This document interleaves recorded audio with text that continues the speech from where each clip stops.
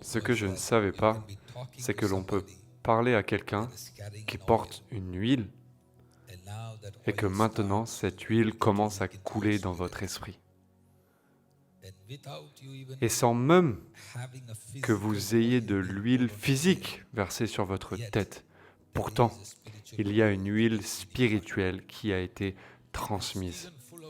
Et Étienne, plein de foi et de puissance, verset 8, accomplissait des prodiges et de grands signes miraculeux parmi le peuple, version King Shaiju, et Étienne le chef et Étienne le cuisinier. L'Étienne, le type qu'ils ont choisi parce que les apôtres étaient trop occupés, plein de foi et de puissance, accomplissait des prodiges et de grands signes miraculeux parmi le peuple. Quelques membres de la synagogue, appelée synagogue des affranchis, en d'autres termes, les libertaires, ils étaient les gars qui ne voulaient pas être, ils étaient une secte, ils ne voulaient pas être sous une autorité quelconque. Ils disaient « nous sommes des hommes libres ». Ils sont venus avec un autre groupe, des Cyrénéens et des Alexandrins, et des Juifs de Cilicie et d'Asie, se mirent à discuter avec lui. Chaque fois que vous devenez productif, vous devez vous attendre à ce que des personnes veuillent se disputer avec vous. Oui. Mais ils ne pouvaient pas résister à la sagesse et à l'esprit qui inspirait ces paroles. Les gens qui vous contestent ne peuvent que vous contester, mais ils ne peuvent pas vous vaincre.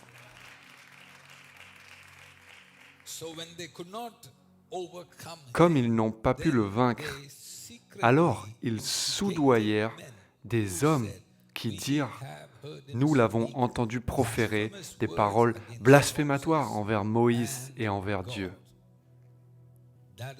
Ce n'est pas quelque chose qui devrait surprendre un revivaliste. Ne soyez jamais surpris, ne soyez jamais surpris.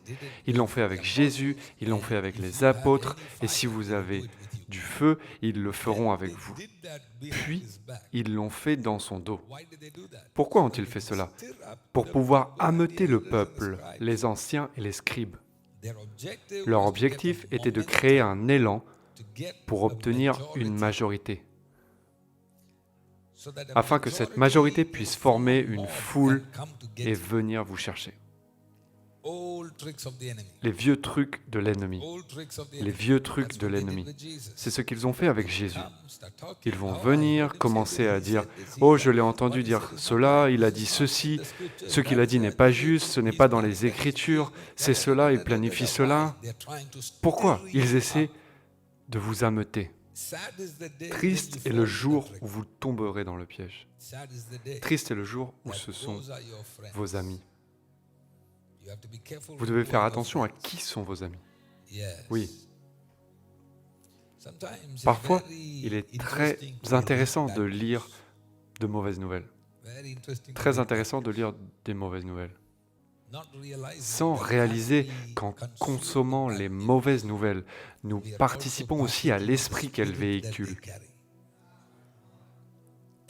Et nous sommes alors surpris que Dieu ne nous bénisse pas parce que nous sommes maintenant couverts par un nuage sombre. Vous devez donc faire attention, même à l'intérieur de l'Église. Il faut faire attention à qui sont vos amis.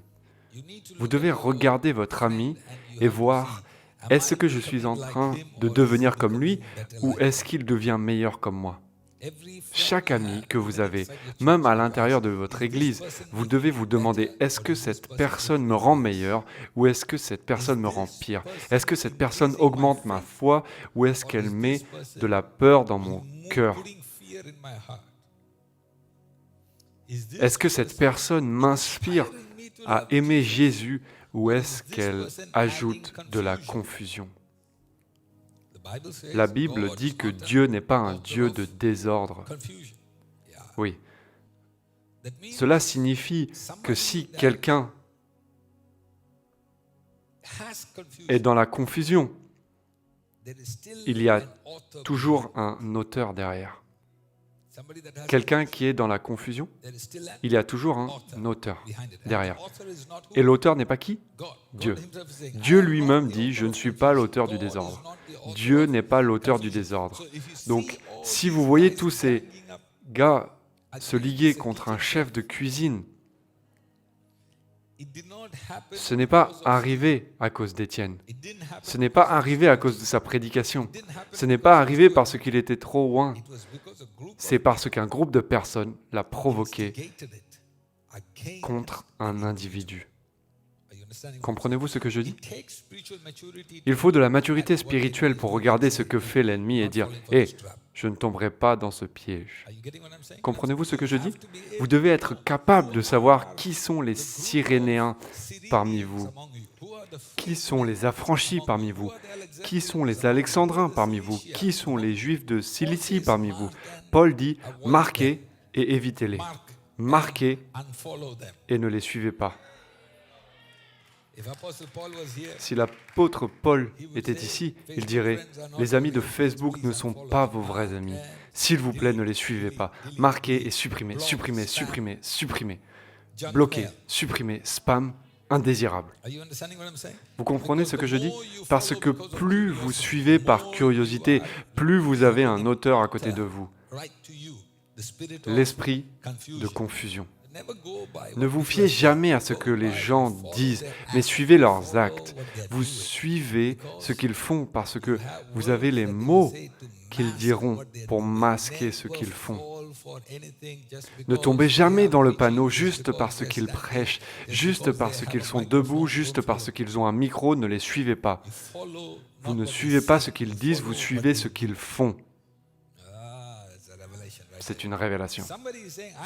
Quelqu'un dit « Je suis pour la paix » et cette personne ne fait pas la paix. Ne suivez pas cet homme. Comprenez-vous? Quelqu'un dit « Je suis pour l'unité ». Mais tout ce que cet homme a apporté n'est que désunion. Il continue à dire « Unité, unité ». Mais il y a des tromperies qui sont entrées dans la maison. Nous démasquons tous les mensonges de l'ennemi au nom de Jésus. Vous comprenez ce que je dis?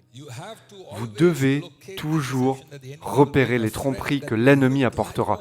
Un ami qui aura l'air de dire « Oh, je ne fais pas de commérage, je veux juste prier pour les frères et sœurs. » Non, ma chère, tu veux faire des commérages. Tu es une commère spirituelle.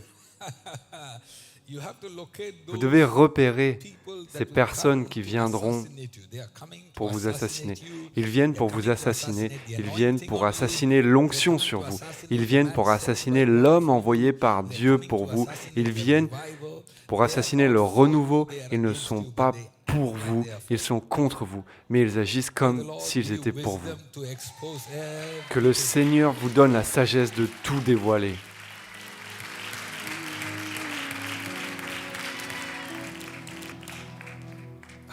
Comment savoir si ce feu est un vrai feu? Observez et voyez depuis combien de temps il brûle. Verset 12. Ils ameutèrent le peuple, les anciens. Vous voyez, c'est quelque chose que l'ennemi fait toujours. Quand ils ont voulu tuer Jésus, ils ne sont pas allés voir les gens ordinaires, ils sont allés voir les chefs des prêtres. Comprenez-vous ce que je dis? Lorsqu'ils veulent tuer une onction, ils ne sont pas allés à ceux qui ne sont pas oints, ils sont allés à ceux qui sont oints. Ne soyez donc pas surpris lorsque vous voyez des gens oints attaquer un autre oint, parce que c'est ainsi que Lucifer travaillait. Lucifer était oint. Jésus était oint. Il faut une onction pour combattre une onction. Apprenez-vous quelque chose. Donc si vous n'êtes pas oint, n'essayez pas d'attaquer une autre personne ointe. Et si vous êtes oint et que vous avez l'intention d'attaquer un autre oint, c'est un jeu équitable, mais l'un d'eux mourra. L'un d'eux se pendra. C'est ce qui s'est toujours passé. Vous devez comprendre que pour faire tomber Jésus, ils avaient besoin d'un Judas. Et ce Judas devait être oint par Jésus. On ne peut pas combattre une onction sans onction.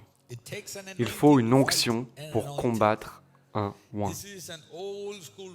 C'est un vieux truc du livre de l'ennemi. Il va toujours vers des gens de la ville qu'il peut trouver de son côté s'ils ont une vieille onction usée qui n'est plus productive, qui n'est plus utile, qui n'a plus d'importance. Ils vont soudoyer cette onction. Et le Dieu qui a donné l'onction ne la reprend pas. C'est là que beaucoup de chrétiens sont trompés. Ainsi, lorsque vous voyez une personne ointe se battre contre une autre personne ointe, vous penserez, juste parce que cette personne est ointe, maintenant vous êtes dans la confusion. Quelle équipe dois-je choisir? Parce que les deux ont l'air oints. Les deux sont oints. Dois-je aller avec le chef des prêtres que j'ai vu depuis mon école du dimanche, ou dois-je aller avec ce Jésus dont j'ai entendu parler ces 3 dernières années? Comprenez-vous la ruse de l'ennemi?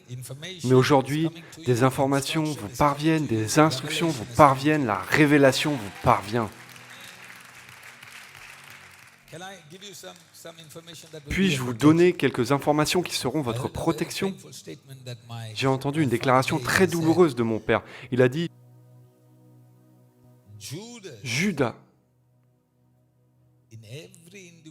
dans la vie de chaque individu, est quelque chose que vous devrez choisir. Vous devrez choisir qui sera votre Judas. Vous devrez choisir. Vous serez celui qui loin. Vous serez celui qui l'habille. Vous serez celui qui l'emmène dans des endroits. Vous serez celui qui donne du pouvoir à cette personne. Vous serez celui qui le prend et qui en fait de lui quelqu'un ou fait d'elle quelqu'un.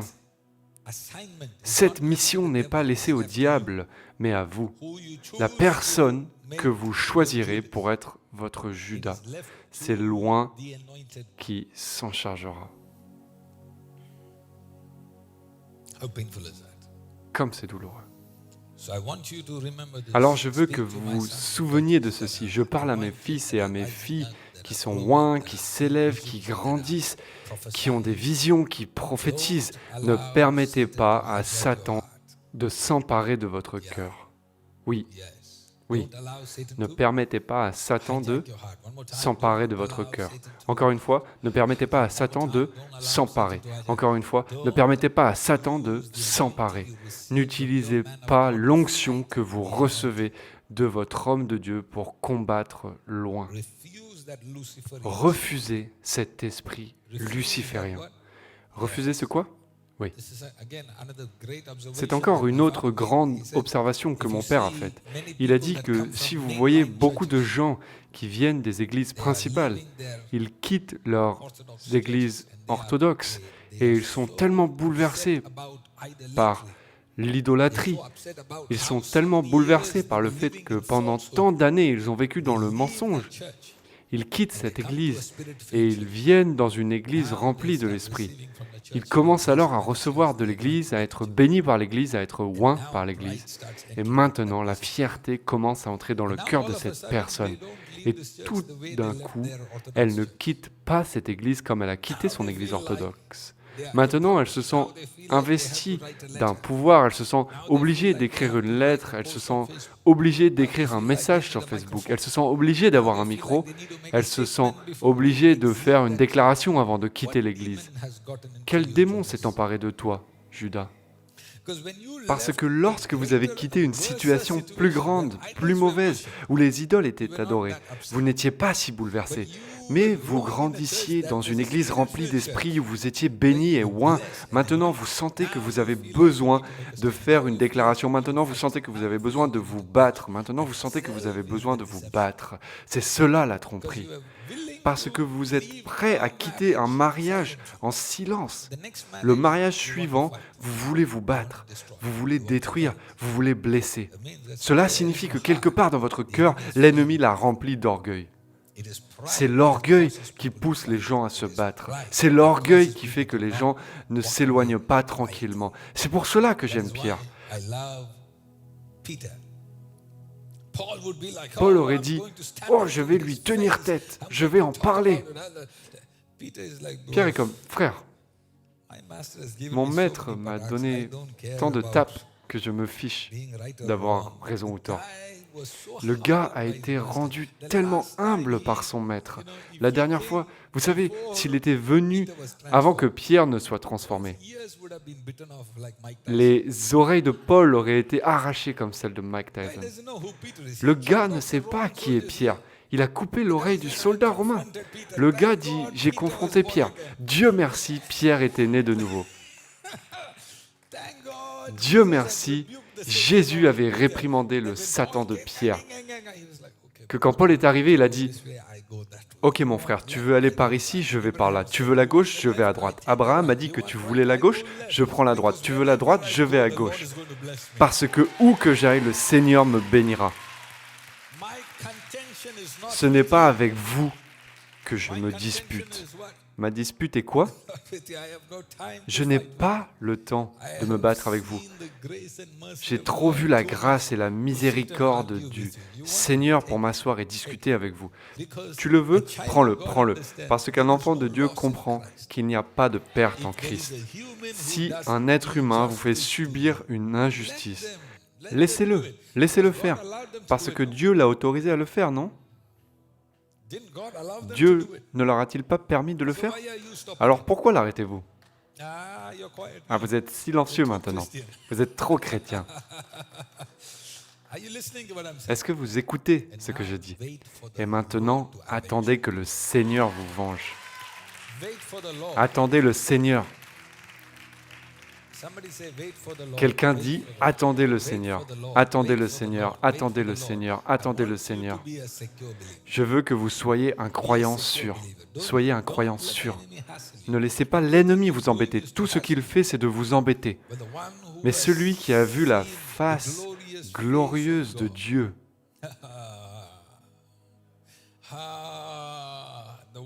celui qui a vu la face glorieuse de Dieu, quand Satan essaie de vous embêter, il le fait pour voler votre paix, pour voler votre joie. Refusez de lui donner cette joie. Tout ce que l'ennemi fait dans votre vie, c'est pour vous voler votre joie et votre paix. Refusez de lui donner ce plaisir. Voir que vous êtes inquiet. Oui, oui. Tout ce que Satan fait en ce moment, c'est pour vous faire perdre le feu. Refusez de laisser votre feu s'éteindre. En fait, priez davantage. En fait, louez davantage. Oui, oui, oui, oui. Regardez ce que Satan est en train de faire par tout ce qu'il prépare, c'est d'éteindre votre feu. Il n'y a pas de doute, je ne l'ignore pas, mais refusez de lui donner ce plaisir.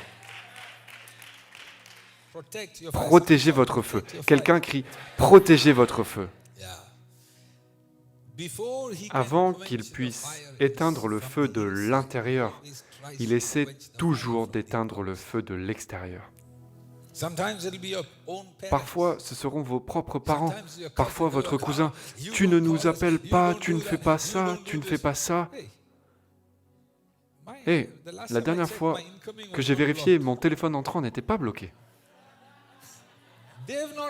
Ils ne vous ont pas appelé depuis 5 ans. Et pourtant, ils se plaignent que vous ne les avez pas appelés. Si vous n'étiez pas bénis, vous pensez qu'ils auraient des problèmes avec vous? Si vous n'alliez pas loin, vous pensez qu'ils se soucieraient de votre appel téléphonique? Maintenant, ils vous regardent et ils voient que vous montez dans la vie, que vous vous établissez, que vous ne descendez pas, et ils regardent vos chaussures, ils regardent votre style, ils regardent votre confiance, et ils se disent « Qui est cette fille ?» Maintenant, tout d'un coup, ils veulent se plaindre que vous ne les avez pas appelés. N'essayez pas de vous défendre, mais excusez-vous. Oh, vraiment désolé.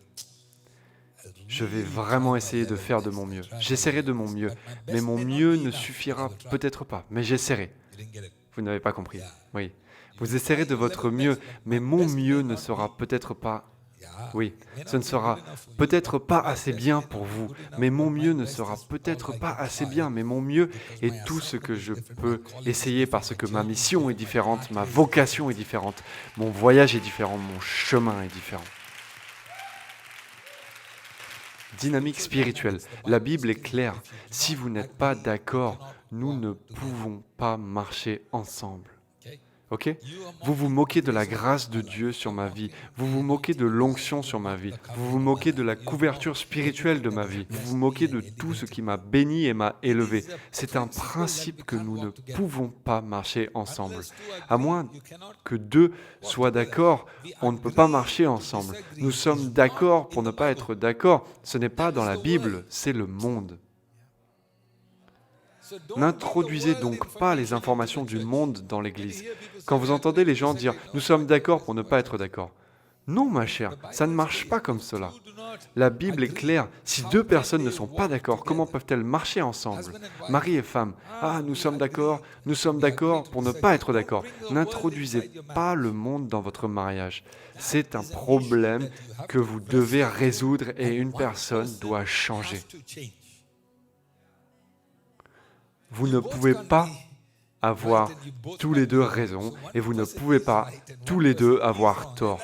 Donc une personne a raison et une personne a tort et c'est là le problème. Alors continuez à demander au Seigneur, Seigneur, enseigne à mon esprit d'être aligné. Enseigne à mon esprit d'être aligné. Tout le monde dit, Seigneur, enseigne à mon esprit d'être aligné et de ne pas être trompé. Au nom de Jésus. Amen.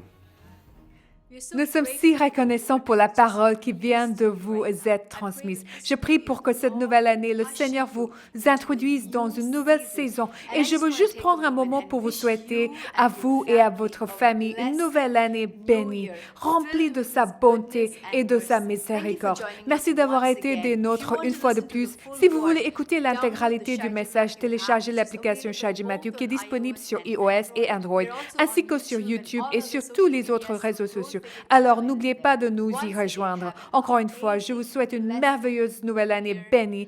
Jusqu'à la prochaine fois, Dieu vous bénisse et shalom. Pour la première fois en Ouganda,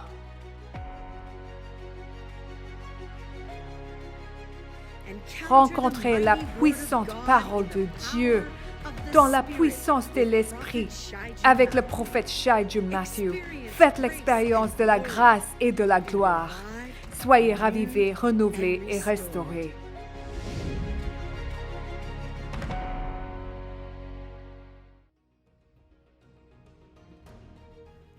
La distance n'est pas une barrière pour Dieu. ReviveNations.tv est maintenant ouvert à la participation en direct à nos services.